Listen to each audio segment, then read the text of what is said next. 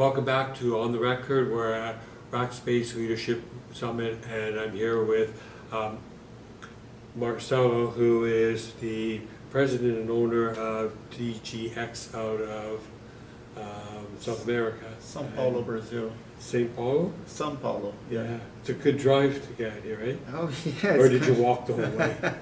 Swimming. Swimming? Oh, good for you.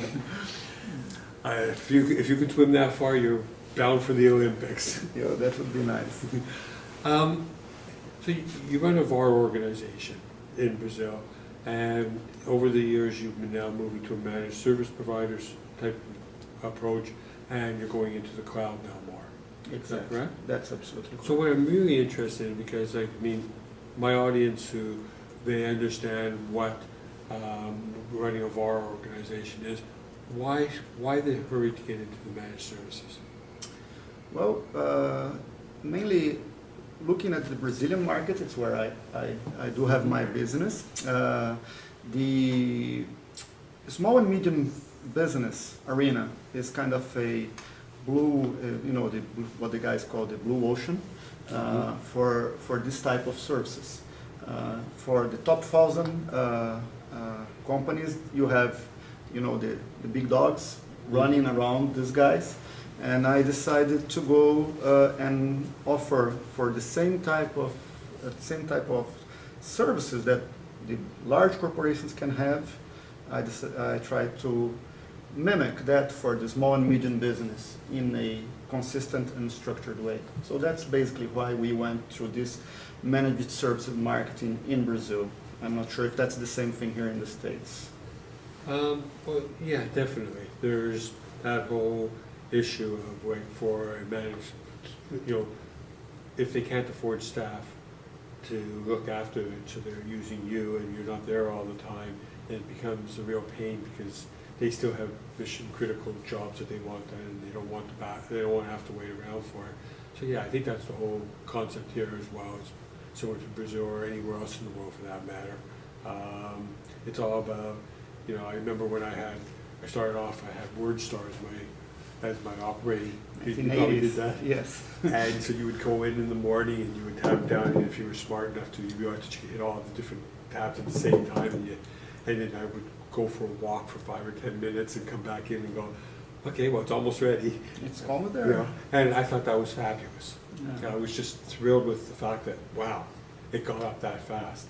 Now, I turn on my computer, if it takes 30 seconds to get going, I'm ready to punch it. So it's a different world. It's a totally different world, and totally different needs for the smaller, the smaller entrepreneurs. What do you think these small businesses are looking for? Like, why do they come to you or any other VAR? Is it for technology? No, they are looking for availability. They are looking for, they need to feel like they can focus on their business. They don't like technology. Technology is something that they need, but they don't like to deal with. But hold on, because every VAR just about goes in there and all they want to do is talk about technology. I can get you this and this and this and this. That's why when I hire sales guys for myself, for our company, I hire marketing or guys who did another type of another type of course. I don't have engineering. Okay, so hold on. Let's make sure, because I want people to understand this. Sure. Because this is so important. Okay. You would rather hire as a salesperson for a technology company, a VAR, who's selling technology, and what you would rather do is hire somebody who has a marketing and sales background than somebody who's got a tech background. Yes. Congratulations. Hold on. Okay. Congratulations, because I think that's right on. Okay? And why is that so important? Because when you were talking with small and medium business, you were dealing with the owner, you were dealing directly with someone who has direct impact in his wallet, So you are not selling to the IT guy, you are not selling to to a guy that wants to talk bits and bytes. They want to understand what are the pros and cons business-wise for him. So can I put a word in there? Sure.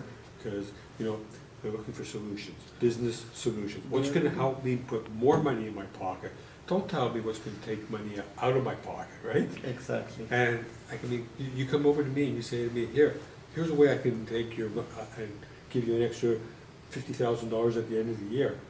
Okay, I'm listening. But come over to me and say to me, hey, I want to sell you a server, and it's only gonna cost you $20,000.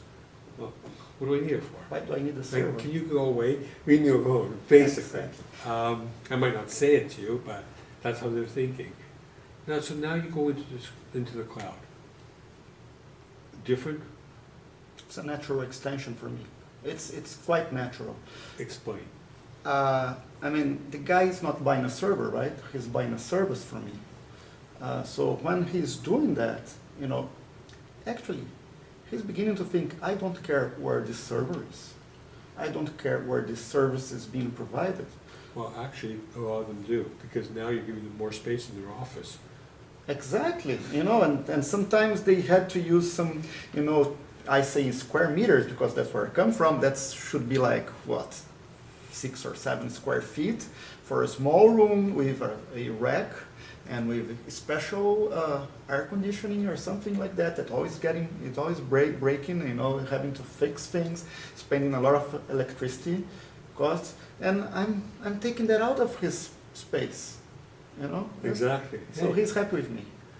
But, and then if he wants to, you know, and if you go in with the right type of partner, you're gonna have better storage, better security, better obviously environment as you're talking about. And think about how much easier it is to upgrade all the software. It's always being done for you. It's one hit.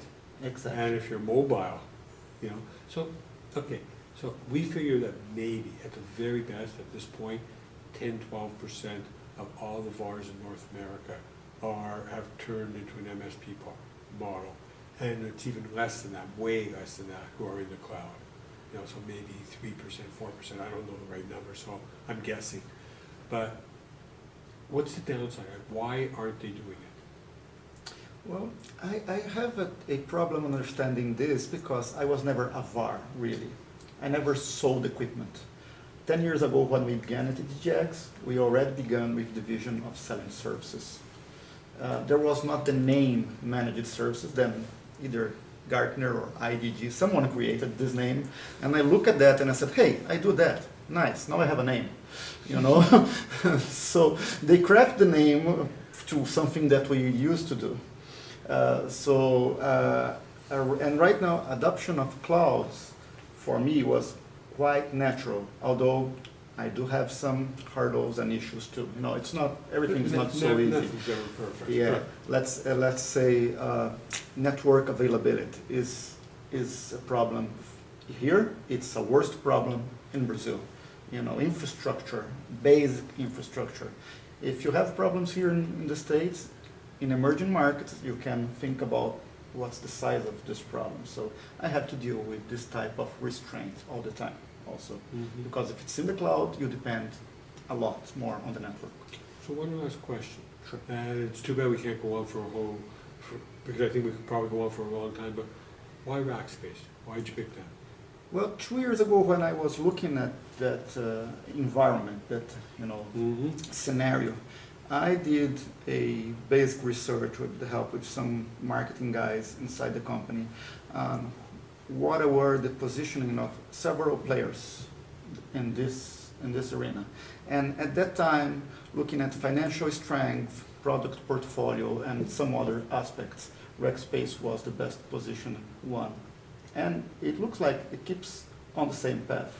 So yeah, it's doing very well. It's doing very well, and so that's why we chose Rackspace at that time, even considering that there were some local options in Brazil too that they could not beat the price performance of Rackspace also that time. You know what, Marcelo? It's been a pleasure. It's my pleasure.